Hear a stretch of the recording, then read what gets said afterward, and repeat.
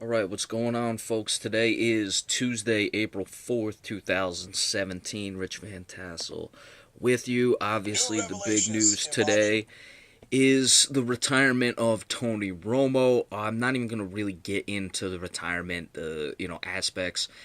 As a Cowboy fan, I didn't expect him to come back. I was on the side that I would have preferred him to be the backup, but that's not even what I'm not even talking about him as a player. I'm not even going to get into, who's better, who's not better, where he ranks, the Super Bowls, all that. Let people decide for themselves. If you ask me, I think Tony Romo was a guy who could make plays, but certainly, he could make plays, good plays. He could make bad plays. I'm not going to get into all this, not, Cowboys, Giants fans that like to argue, okay, Eli Manning's the better quarterback, so before, anyone plays those games, I'm not going to go into the Stephen A. Smith nonsense.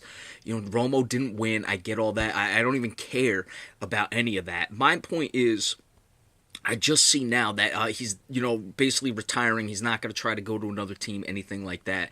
He's going into the broadcast booth, and he's already put up as they're replacing him with Phil Simms as the number one guy on CBS, with the Jim Nance who just did the national championship last night, the A team, the guys who do the big games. If CBS were to have the Super Bowl, they'll be the guys doing that, the national televised games. He's coming in as the number one color guy, and, I don't understand that. I think, frankly, it's a little disrespectful. There's probably guys who've tried to pay their dues in the industry, things like that. I mean, what has Tony Romo done to indicate that he can be uh, this commentator? I've never really, I've never seen Romo give many interviews, to be honest. I don't, especially in this day and age.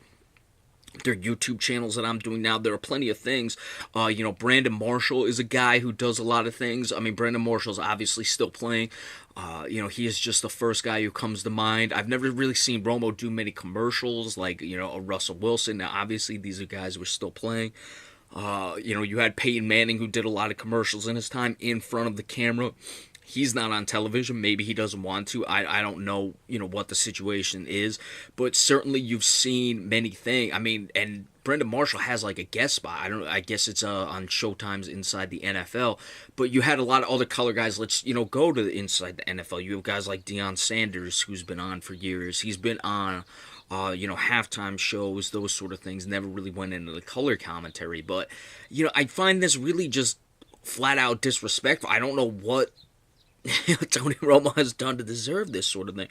And I had made a comment. I didn't do a video on it, but well, it was probably just yesterday. You had the situation where Rex Ryan, who got fired, he's now going to be on NFL Countdown, and he's also going to be doing college football games. I think for Florida State, it said. But and at least with Rex Ryan, he's a guy that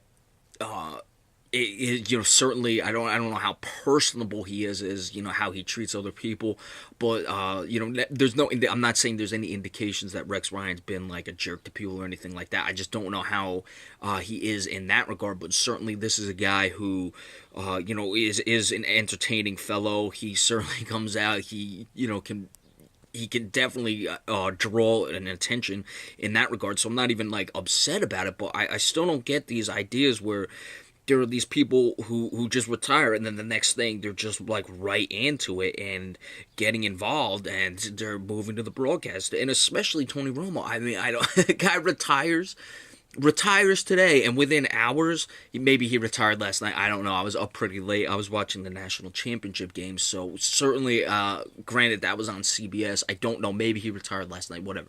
But well, from last night to now, let's say give him not even the benefit of the doubt. Just go from the farthest time it could possibly be. Say he retired last night and he's already got a job with CBS as the number one guy. I mean, it's the Tony Gonzalez thing.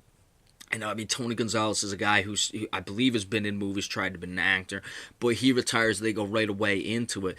I get it. I'm not like faulting Tony Romo. You want to still make money, they're probably going to pay you fairly handsomely. And I think he's still going to get money from the Cowboys anyway. Whatever that's the case. Whatever money he makes is whatever money he makes. I'm not faulting him in that regard, but just this idea where these guys retire and then they're automatically going to the broadcast booth. And like I said, There are, and Brandon Marshall's not retiring, but Brandon Marshall has already a gig. There are other guys, in the league who do a good job. As far as Phil Simms, I never thought Phil Simms was necessarily that bad. Certainly, I've seen situations where Phil Simms has practically missed things. I mean, the most notable thing with Phil Simms would be the Super Bowl. I mean, and I'm going back years. It was when the Saints won. On the interception by Tracy Porter, he returned it for a touchdown. Phil Simms is like saying, I wouldn't blitz in this situation. And then, of course, it's Phil Simms saying it. He's like, yeah, I say they don't blitz. And what do? They send everyone, they blitz, they get the interception, whatever. But, I mean, as far as color guys who do the NFL, I'm trying to think. I don't think Troy Aikman is that good, to be honest with you. I never really thought John Lynch was certainly, like the Moose Johnston, Tony Siragusa. I don't even think there's really that many good color commentary guys. Frankly, I think the best color commentary guy is Chris Collinsworth on NBC. They're the best of the announcers, and they're really the only show in town. Doug, now that they do a few more games with the Thursday night, you've gotten Doug Flutie back involved. He's pretty good. I mean, I just can't think of any guys off the top of my head. Going with CBS, Dan Fouts. So I don't know. Maybe Tony Romo will bring something into it. But here's the thing. I don't see many of these guys being that good at the color. As conversely to the NBA, I think there are a lot of very good color commentary guys and a lot of good play-by-play guys.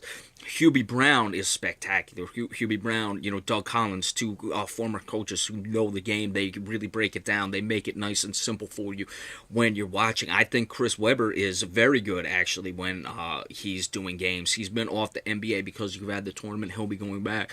I would like to see Chris Webber move up into more of a primetime role with TNT. I mean, granted, they don't do many games when they do the players only, all those things. That's great. But I think, Chris Webber's very good. Play-by-play guys, compared to the NFL. Joe Buck, there's a lot of complaints about him.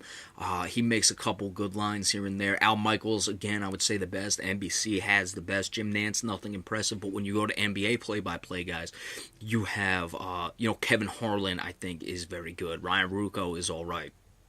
There's really no bad ones. And, the NBA will do the same thing. A guy retires, he's in right away. They moved Kevin Garnett the second he retired. He's right in with, his Area 21. Don't get me wrong, in the NBA, has these guys who, develop over time. There's a lot more personality, I suppose, with the NBA. Shaq moved right in. I don't really like Charles Barkley, but, they now moving in Chauncey Billups and all those things. Chauncey Billups more does halftime. He's all right. But, I don't know what to say because it's not like the NBA doesn't do it where they just move guys right in, but the NBA tends to hit a lot more. And Tony Romo to be the A-team contributor for color commentary when he doesn't even necessarily do that many television things. I've never really seen him. There are oftentimes during bye weeks, guys will come into ESPN if their team gets eliminated, and certainly Tony Romo hasn't been to the playoffs that much where, you could come in and do those things. I've never really seen it from Tony Romo, so I'm a little disgusted with this. Of course, you had Rex Ryan doing that, and I don't know what to say with it, but it is what it is. Again, people want my opinion on Tony Romo, even as a Cowboy fan. I don't think Tony Romo was that great, to be honest with you. Sure, I would have had him as a backup. I mean, going back to 2014, I thought he should have been MVP over Rodgers that year. He wasn't. He was second team All-Pro behind Rodgers. That was probably his best shot, that 2014 season. Certainly the injuries have played a role. I don't think he's better than Eli Manning. I don't know if I've ever said Tony Romo is better than Eli Manning, so I don't get involved in all that. I'm not. I don't care. Frankly, Dak Prescott is the better option right now, and I think Prescott is going to help this team a lot more. I would have kept Romo as the backup, but really this video is just about the fact that he's retiring. And, you had Stephen A. Smith talking all day. Of course, he hates the Cowboys. He's just he wants to just make the point that they didn't win, whatever. But at least he's making a fair point. Like, what's the issue where this guy's retiring and all of a sudden, it's like, You know, there have been a lot of better quarterbacks than Tony Romo. So it is what it is. He's now on the A team of CBS. I'm very surprised by that. Frankly, I'm a little disappointed by that. And we'll see what happens, how good of a job he does moving forward. So we'll check that out. All right, we might do a special report tomorrow for the Celtics Cavaliers game, the big one. Be sure to stay tuned if we do. Remember, we appreciate all subscriptions as well. We'll catch you next time, folks.